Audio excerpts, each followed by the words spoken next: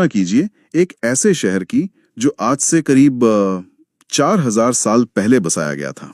हाँ, 4000 साल। हाँ, एक ऐसा शहर जहां हर घर में पीने के पानी का अपना कुआं था, सड़कें मतलब एक परफेक्ट ग्रिड की तरह एक दूसरे को समकोण पर काटती थीं, बिल्कुल। और वहां की जल निकासी या जो ड्रेनेज व्यवस्था थी ना, वो ऐसी थी जो आज के हमारे कई आधुनिक स्मार्ट शहरों को भी सोचने पर मजबूर कर दे। सच में वो व्यवस्था हैरान करने वाली थी, है ना?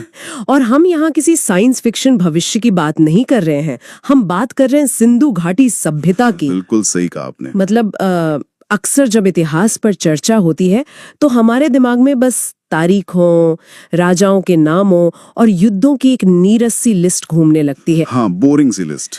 लेकिन आज की इस विस्तृत चर्चा में हमारे पास स्रोतों और स्लाइड्स का जो एक बहुत ही विशाल संग्रह है, वो हमें एक अलग ही दिशा में ले जाता है। और ये दिशा बहुत दिलचस्प है। बिल्कुल, पाषाण काल की खुरदरी गुफाओं से लेकर दक्षिण भारत के उन महान राजवंशों तक का जो ये पूरा सफर है ना, ये सिर्फ घटनाओं का संकलन नहीं है। हमारा मिशन आज बस ये समझना है कि इंसान ने अपनी दुनिया को कैसे और क्यों गढ़ा। हाँ, और देखिए ये क्यों और कैसे ही तो इतिहास की असली धुरी है। मतलब अगर हम इन स्रोतों का और इन स्लाइड्स का गहराई से विश्लेषण करें तो एक बात बिल्कुल साफ हो जाती है। क्या? कि इतिहास कोई अचानक घटने वाली घटनाओं का जादुई पिटारा नहीं है। ये विशुद्ध रूप से कॉज एंड इफेक्ट, मतलब कारण और प्रभाव का विज्ञान है। एक साधारण सा आविष्कार समाज की पूरी संरचना को बदल सकता है। सही बात है। जब हम भीमबेटका की गुफाओं के चित्रों से शुरू करके चोल साम्राज्य की ग्राम समितियों तक की यात्रा करते हैं, तो हम वास्तव में मानव मस्तिष्क के विकास की इंजीनियरिंग को देख रहे होते हैं। तो चलिए ना, इस इंजीनियरिंग के बिल्कुल शुरुआत से शुरू करते हैं, प्रागैतिहासिक काल से। ठीक है। मतलब इंसान ने जब बस अपनी आंखें खोलकर दुनिया को समझना शुरू ही किया था, स्रोतों में सबसे पहले मध्य प्रदेश के भीमबेटका के पुरापाषाणकालीन गुफा चित्रों का जिक्र है। हाँ, वो शुरुआती कला। फिर वहां से हम मध्य पाषाण काल में आते हैं, जहां उत्तर प्रदेश के सराय नहर राय से मानव अस्थि पंजर के पहले अवशेष मिलते हैं। बिल्कुल, और उसी काल में आदमगढ़ और बागोर भी हैं। हाँ, जहां पशुपालन के प्राचीनतम साक्ष्य मिलते हैं, और महदहा और चौपानी मांडो जैसे स्थल भी हैं, जहां से वन्य धान मतलब जंगली अनाज के प्रमाण मिले हैं। पर देखिए, इन स्रोतों को पढ़ते हुए जो बात मुझे सबसे ज्यादा हैरान करती है, वो केवल हड्डियों या पत्थरों का मिलना नहीं है। तो और क्या है? वो है मानव व्यवहार में आ रहा बदलाव।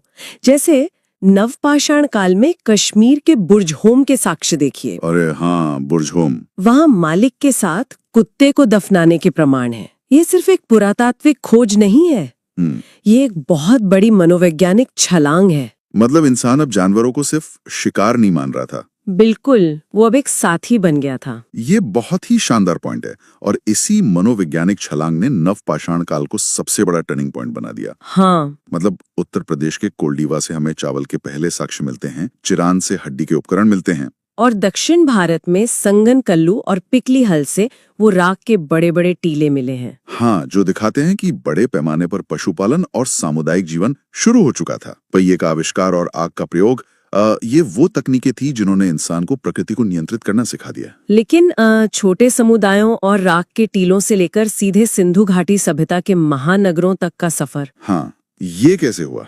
ये तो एक क्वांटम लीप जैसा लगता है। मतलब 2300 ईसा पूर्व से 1700 ईसा पूर्व का वो दौर, इसका विस्तारी देखिए। उत्तर में मांडा से लेकर दक्षिण में दैमाबाद तक, और पूर्व में आलमगीरपुर से पश्चिम में सुतका गेंडोर तक। यहाँ मेरा एक बहुत बुनियादी सवाल है। पूछिए। अचानक से लोग इन मिट्टी की झोपड़ियों से निकलकर हड़प्पा और मोहनजोदड़ो जैसे पक्की ईंटों वाले शहरों में कैसे पहुंच गए? देखिए, इस अचानक दिखने वाली छलांग के पीछे एक बहुत ही तार्किक अर्थशास्त्र काम कर रहा था। अर्थशास्त्र? हाँ, इसका मूल कारण है कृषि अधिशेष, मतलब एग्रीकल्चरल सरप्लस। अच्छा। इसे ऐसे समझिए कि जब तक एक इंसान को सुबह उठ के सिर्फ इस बात की चिंता होती है कि आज शिकार मिलेगा या नहीं, राइट, तब तक वो कोई नया उपकरण या वास्तुकला नहीं सोच सकता। हाँ, उसका पूरा दिमाग तो बस सर्वाइवल पे लगा होता है। बिल्कुल। लेकिन जब उपजाऊ नदी घाटियों में खेती शुरू हुई तो इंसान ने अपनी जरूरत से ज्यादा अनाज उगाना शुरू कर दिया। मतलब अब कल के खाने की चिंता खत्म हो गई। यही तो। और जब पेट भरा होता है तभी इंसान मतलब इनोवेशन करता है। इस अतिरिक्त अनाज ने एक नई व्यवस्था बनाई। जो लोग खेती नहीं कर रहे थे वे अब बर्तन बना सकते थे, धातु का काम कर सकते थे या फिर व्यापार कर सकते थे। अरे वाह! तो इसी अनाज को स्टोर करने के लिए हड़प्पा में वो विशाल अन्नागार बने होंगे। और वहां का R37 शवधान भी तो मशहूर है। हाँ, और व्यापार के लिए ही लोथल में वो गोदीबाड़ा मतलब पूरा का पूरा डॉकयार्ड तैयार किया गया। वहां से 3 युगल समाधियां भी मिली हैं। और मोहनजोदड़ो का वृहत स्नानागार, वहां से नर्तकी की कांस्य मूर्ति और पशुपति शिव की मुहर भी तो मिली है। बिल्कुल, और क्योंकि इतनी बड़ी आबादी एक जगह रह रही थी, तो धौलावीरा जैसे शहरों में पानी के प्रबंधन के लिए उन्नत शैलकृत जलकुंड बनाने पड़े। वहां से 10 चिन्हों वाला एक शिलालेख भी मिला है। कालीबंगा में जुते हुए खेत और भूकंप के साक्ष्य मिले हैं, और वहां पक्की और कच्ची दोनों ईंटें इस्तेमाल हुई। राखीगढ़ी तो भारत में स्थित सबसे बड़ा स्थल है। और बनावली में वो मिट्टी का हल, और हाँ, रोपड़ में कुत्ते के दफन का साक्ष्य भी मिला है। तो ये सब कोई चमत्कार नहीं था, ये खाली समय और सरप्लस का नतीजा था, जिसने एक किसान को इंजीनियर बना दिया। भरे पेट ने ही सभ्यता को गढ़ा है। ये बात सच में बहुत गहरी है। लेकिन जैसा कि इतिहास का नियम है, कुछ भी हमेशा टिका नहीं रहता। सही का। सिंधु सभ्यता का पतन हुआ, नगर उजड़ गए, और इसके बाद जो स्लाइड्स हमें दिखाती हैं वो एक बिल्कुल ही अलग दिशा है। हाँ, वैदिक काल। ऐसा लगता है कि ईंटों के शहर नष्ट होने के बाद इंसान ने विचारों और आध्यात्मिकता से एक नया समाज गढ़ने की कोशिश की। ये बदलाव बहुत दिलचस्प है। सिंधु सभ्यता भौतिक रूप से उन्नत थी, लेकिन वैदिक काल एक बौद्धिक ढांचा खड़ा करने के बारे में था। महर्षि वेदव्यास द्वारा संकलित 4 वेद, ऋग्वेद, यजुर्वेद, सामवेद और अथर्ववेद, ये भारतीय ज्ञान के आधार बने, और इन्हें समझने के लिए 6 वेदांग रचे गए: शिक्षा, कल्प, व्याकरण, निरुक्त, छंद और ज्योतिष। स्रोतों में ऋग्वेद के 10 मंडलों का बहुत विस्तार से विश्लेषण है। हाँ, और हर मंडल समाज की अलग जरूरत पूरी कर रहा था। जैसे तीसरे मंडल में विश्वामित्र का गायत्री मंत्र है, 7वें में वशिष्ठ का वो दशराग्य युद्ध है। हाँ, जो रावी नदी के तट में लड़ा गया था। रावी, जिसे तब परुष्णी कहा जाता था, है ना? बिल्कुल। नदियों के नाम भी तो अलग थे। झेलम को वितस्था, स्वात को सुवास्तु, चिनाब को अस्किनी कहते थे। और व्यास विपासा थी, सतलुज शतद्रु, गंडक को सदानीरा और घग्गर को दृशदवती कहा जाता था। सही। और एक वेद का 9वां मंडल सोम को समर्पित है, लेकिन सबसे महत्वपूर्ण है 10वां मंडल, पुरुष सूक्त वाला। हाँ, जिसमें पहली बार समाज को 4 वर्णों में विभाजित करने का वर्णन है। और बाद के वेदों में दर्शन और गहरा हो गया। यजुर्वेद के शतपथ ब्राह्मण या कठोपनिषद को ही देख लीजिए। कठोपनिषद में यम और नचिकेता का संवाद है। और बृहदारण्यक में तमसो मां ज्योतिर्गमया। हाँ, सामवेद के छांदोग्य उपनिषद में 3 आश्रमों का जिक्र है, और अथर्ववेद के मुंडकोपनिषद से तो हमारा आदर्श वाक्य सत्यमेव जयते लिया गया है। लेकिन ये समाज सिर्फ दार्शनिक सवालों में ही नहीं उलझा था, इन्होंने रोजमर्रा की जिंदगी को भी एक सिस्टम में बांधा। गर्भाधान से लेकर अंत्येष्टि तक। और जबालोपनिषद के अनुसार 4 आश्रम: ब्रह्मचर्य, गृहस्थ, वानप्रस्थ और सन्यास। 8 प्रकार के विवाह भी थे। जब मैं ये पढ़ रहा था ना, तो मुझे लगा कि ये तो इंसान की लाइफ प्लानिंग की एक प्राचीन स्प्रेडशीट है। स्प्रेडशीट? मतलब कैसे? मतलब पैदा होने से मरने तक का पूरा रोड मैप तय कर दिया। कब पढ़ना है, कब शादी करनी है, कब रिटायर होना है। अरे वाह, ये बहुत सटीक रूपक है। और प्रशासन भी ऐसे चलता था। राजा की मदद के लिए 12 रत्निन होते थे, जैसे कर वसूलने वाले को भागदुग कहते थे, और कोषाध्यक्ष को संग्रहिता। लेकिन हर व्यवस्था में समय के साथ खामियां आने लगती हैं। बिल्कुल। स्रोतों से पता चलता है कि अंतिम चरण में ये स्प्रेडशीट बहुत जटिल हो गई थी। कर्मकांड इतने बढ़ गए कि आम आदमी परेशान हो गया। और जब सिस्टम ओवरलोड होता है तो एक नई क्रांति होती है। 6ठी शताब्दी ईसा पूर्व में ठीक यही हुआ, जैन और बौद्ध धर्म का उदय। हाँ, इन्होंने समाज को जटिल कर्मकांडों से मुक्त किया। जैन धर्म ने अपने 24 तीर्थंकरों के माध्यम से एक नया ढांचा दिया। पहले तीर्थंकर ऋषभदेव थे, जिन्हें वृषभ भी कहते हैं। दूसरे अजितनाथ, जिनका प्रतीक हाथी था। 23वें पार्श्वनाथ, सर्प प्रतीक वाले, और 24वें महावीर स्वामी, सिंह प्रतीक से साथ। महावीर जी का जन्म कुंड ग्राम में हुआ था, और उन्हें ऋजुपालिका नदी के तट पर शाल वृक्ष के नीचे ज्ञान मिला। और उन्होंने अपना पहला उपदेश राजगृह में प्राकृत भाषा में दिया था। बाद में धर्म श्वेतांबर और दिगंबर में बट गया। जैन धर्म के त्रिरत्न हैं: सम्यक दर्शन, ज्ञान, आचरण, और 5 महाव्रत, अहिंसा, सत्य, अस्तेय, अपरिग्रह और ब्रह्मचर्य। लेकिन यहाँ मुझे एक बात खटकती है। क्या बात? जैन धर्म वेदों को नहीं मानता, वो किसी रचयिता ईश्वर को भी नहीं मानता, फिर भी वो पुनर्जन्म और कर्म में सबसे ज्यादा विश्वास करता है। अब अगर कोई जज या ईश्वर ऊपर बैठा ही नहीं है, तो इन कर्मों का हिसाब कौन रख रहा है? ये विरोधाभास कैसे काम करता? हाँ, देखिए, ये विरोधाभास बिल्कुल नहीं है। ये उनकी आत्मा और कर्म को लेकर एक वैज्ञानिक समझ है। अच्छा। हाँ, जैन और बौद्ध धर्म में कर्म कोई दैवीय न्याय नहीं है। ये फिजिक्स के नियमों की तरह है, हर एक्शन का एक रिएक्शन। मतलब ग्रेविटी की तरह? बिल्कुल। गुरुत्वाकर्षण को काम करने के लिए किसी ईश्वर की जरूरत नहीं होती। जैन दर्शन मानता है कि कर्म एक सूक्ष्म भौतिक पदार्थ है। जब हम कुछ करते हैं तो वे कर्म हमारी आत्मा पर धूल की तरह चिपक जाते हैं। ओहो। तो मोक्ष पाने का मतलब ईश्वर को खुश करना नहीं, बल्कि खुद के आचरण से उस कर्म रूपी धूल को साफ करना है। कमाल है। मतलब कर्म एक यूनिवर्सल ऑटोमेटेड सिस्टम है। हाँ, और यही व्यावहारिक दृष्टिकोण बौद्ध धर्म में भी है। गौतम बुद्ध, जिनका जन्म लुम्बिनी में हुआ था, उन्होंने निरंजना नदी के तट पर पीपल वृक्ष के नीचे ज्ञान प्राप्त किया और सारनाथ में अपना पहला उपदेश दिया, जिसे धर्म चक्र प्रवर्तन कहते हैं। और कुशीनगर में उनकी मृत्यु हुई। उन्होंने 4 आर्य सत्य और अष्टांगिक मार्ग दिया, जिसे मध्य मार्ग कहते हैं। हाँ, न ज्यादा विलासिता न ज्यादा कष्ट। बौद्ध साहित्य त्रिपिटक, सुत्त, विनय और अभिधम में व्यवस्थित है। लेकिन मुझे उनकी 4 बौद्ध संगीतियां बहुत दिलचस्प लगी। हाँ, पहली राजगृह में अजातशत्रु के समय, दूसरी वैशाली में कालाशोक के समय, तीसरी पाटलिपुत्र में अशोक के समय और चौथी कुंडलवन में कनिष्क के समय। एक ही धर्म को इतने बड़े सम्मेलन क्यों करने पड़े? क्योंकि जब विचार बड़ा होता है तो लोग उसकी अलग अलग व्याख्या करते हैं। उन्हें इसे स्टैंडर्डाइज करना था।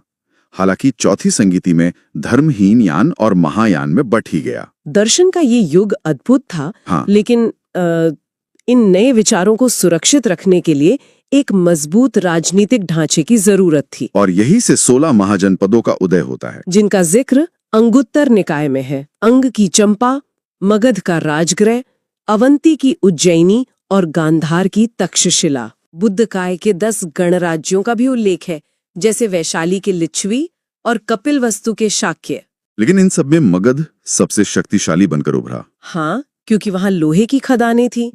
हर्यक वंश, शिशुनाग वंश, नंद वंश और अंततः मौर्य वंश ने भारत का पहला बड़ा साम्राज्य खड़ा किया। मौर्य साम्राज्य बनाया तो चंद्रगुप्त मौर्य ने, लेकिन इसका सॉफ्टवेयर चाणक्य ने लिखा था। उनका सप्तांग सिद्धांत। हाँ, राज्य को मानव शरीर बताया। राजा शीर्ष, अमात्य आंखें, दुर्ग भुजाएं, कोश मुख, दंड मस्तिष्क, मित्र कान और जनपद जंघाएं। ये तो किसी मल्टीनेशनल कंपनी के कॉर्पोरेट स्ट्रक्चर जैसा है। कैसे? राजा सीईओ है, अमात्य बोर्ड ऑफ डायरेक्टर्स, कोश फाइनेंस डिपार्टमेंट है और दंड लीगल टीम है। सब कनेक्टेड है। बहुत सही तुलना है। और इसी स्ट्रक्चर पर सम्राट अशोक ने साम्राज्य को चरम पर पहुंचाया। 269 ईसा पूर्व में सत्ता में आए। और उन्होंने मास कम्युनिकेशन का इस्तेमाल किया। शिलालेखों पर ब्रह्मी, खरोष्ठी, अरमाइक और यूनानी लिपियों में संदेश लिखवाए। मास्की और गुर्जरा अभिलेखों में उनका नाम अशोक मिलता है। पहले शिलालेख में जीव हत्या निषेध है, दूसरे में चिकित्सा। और 13वां शिलालेख तो कलिंग विजय और 5 यवन राजाओं के उल्लेख का दस्तावेज है। इतने बड़े साम्राज्य का प्रशासन भी कमाल था। साम्राज्य से लेकर ग्राम स्तर तक की हायरार्की थी। 18 तीर्थ या अधिकारी होते थे, राजस्व के लिए समाहर्ता और कोषाध्यक्ष सन्निधाता। कर व्यवस्था भी तगड़ी थी। भाग, बलि, हिरण्य और विष्टि, मतलब बिगार भी शामिल था। इसके सदियों बाद एक दौर आया जिसे हम स्वर्ण युग कहते हैं। और सबसे अच्छी बात यह है कि ये स्वर्ण युग उत्तर और दक्षिण दोनों जगह समानांतर चल रहा था। दक्षिण में संगम युग, पांड्य राजाओं के संरक्षण में मदुरै और कपाटपुरम में 3 संगम हुए। अगस्त्य ऋषि और नक्कीरर जैसे विद्वान थे। उनका प्रशासन मंडलम से लेकर ग्राम सभा तक था। और साहित्य, तोलकापियम जैसा व्याकरण, तिरुवल्लुवर का कुरल, शिलप्पाधिकारम, मणिमेखले और जीवक चिंतामणि। और उत्तर में गुप्त साम्राज्य। श्री गुप्त से शुरुआत हुई। चंद्रगुप्त प्रथम ने गुप्त संवत चलाया। समुद्रगुप्त को तो भारत का नेपोलियन कहा गया। विंसेंट स्मिथ द्वारा हरिशेन की प्रयाग प्रशस्ति में उनके पराक्रम का वर्णन है। चंद्रगुप्त द्वितीय ने विक्रमादित्य की उपाधि ली और उनके समय चीनी यात्री फाहियान आया था। और स्कंदगुप्त ने हूणों को हराया था। चंद्रगुप्त द्वितीय के नवरत्न तो मशहूर हैं। कालिदास ने अभिज्ञान शाकुंतलम और मेघदूत लिखा। वराहमिहिर खगोल में, धन्वंतरी चिकित्सा में अमर सिंह भी थे। वास्तुकला में देवगढ़ का दशावतार मंदिर और भीतरगांव का ईंटों का मंदिर बना। स्वर्ण के दीनार और रजत के रूपक सिक्के चले। लेकिन गुप्त साम्राज्य के पतन के बाद शक्तियों का टकराव हुआ। वर्धन वंश के संस्थापक पुष्यभूति थे। फिर हर्षवर्धन आए जिन्होंने नागानंद और रत्नावली लिखी। चीनी यात्री ह्वेनसांग ने सीयूकी में उनका जिक्र किया है। हर्षवर्धन उत्तर में बहुत शक्तिशाली थे, लेकिन फिर एक घटना हुई जो हमारे नजरिए को पलट देती है। आप ऐहोल अभिलेख की बात कर रहे हैं? जी। हम अक्सर उत्तर के राजाओं की विजय गाथा सुनते हैं। जी। लेकिन ऐहोल अभिलेख बताता है कि नर्मदा के तट पर हर्षवर्धन और चालुक्य राजा पुलकेशन द्वितीय के बीच युद्ध हुआ। और पुलकेशन द्वितीय जीत गया। दक्षिण के एक राजा ने उत्तर के सबसे शक्तिशाली सम्राट को रोक दिया। ये माइंड ब्लोइंग है। बिल्कुल। और वास्तुकला में भी पल्लव और चोल वंश पीछे नहीं थे। पल्लव वंश के नरसिंहवर्मन प्रथम ने महाबलीपुरम के रथ मंदिर बनवाए। और नरसिंहवर्मन द्वितीय ने कांची का कैलाशनाथ मंदिर। उनके दरबार में भारवी थे जिन्होंने किरातार्जुनियम लिखा और दंडी जिन्होंने दशकुमार चरित लिखा। फिर चोल वंश आया जिसे विजयालय ने स्थापित किया। राजराज प्रथम का तंजौर का बृहदेश्वर मंदिर। और राजेंद्र प्रथम ने गंगईकोंड चोलपुरम बसाया। लेकिन चोल प्रशासन की सबसे बड़ी खूबी उनका स्वायत्त ग्राम प्रशासन था, लोकल सेल्फ गवर्नमेंट। हाँ, उनके पास गांव चलाने के लिए समितियां थीं जिन्हें वारियम कहते थे। जैसे तालाबों के लिए एरी वारियम, बगीचों के लिए टोट वारियम। ये शुद्ध लोकतंत्र था। मतलब भारतीय सभ्यता ने शासन, धर्म और समाज की हर व्यवस्था का प्रयोग किया है। ये मानव जाति की एक विशाल प्रयोगशाला का रिकॉर्ड है।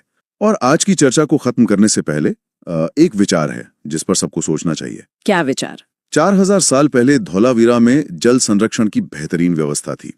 1000 साल पहले चोल साम्राज्य में तालाबों के लिए एरी वारियम जैसी लोकतांत्रिक समितियां थीं। और आज हमारे स्मार्ट शहर हर मॉनसून में पानी से जूझते हैं या सूखे का सामना करते हैं। क्या हमने विकास की अंधी दौड़ में अपने पूर्वजों के उस तकनीकी और प्रशासनिक ज्ञान को पीछे छोड़ दिया है?